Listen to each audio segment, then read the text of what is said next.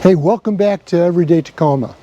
Today we're going to go over Siri voice commands. So if you want your truck to do this, hey Siri, start me up, Buttercup.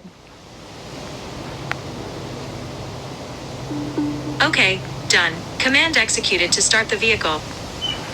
So now my truck is going to start without me ever pulling my phone or my key fob out of my pocket.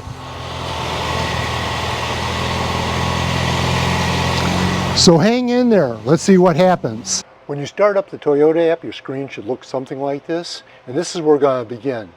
Click on the Info tab, and we'll go to the next screen. On this screen, you're going to go down 4 commands, and you're going to get to the Siri shortcuts. Click on the shortcuts.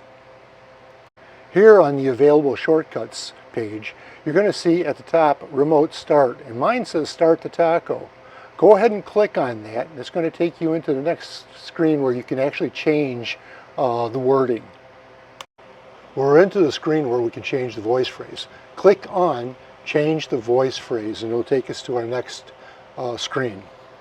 Click on remote start vehicle. Now we can start changing the phrase that we're going to use on this. Start the beast. When you click done, it'll take you back to the available shortcuts page, and you'll see this change to start the beast. Now we're ready to use Siri to control starting your engine. Say, hey Siri, start the beast. Done. Command executed to start the vehicle.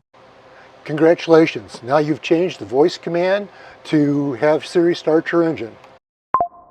Toyota app will send you a notification telling you that it started the engine, and it will shut it off automatically in 10 minutes. Hey, thanks for hanging in there with us.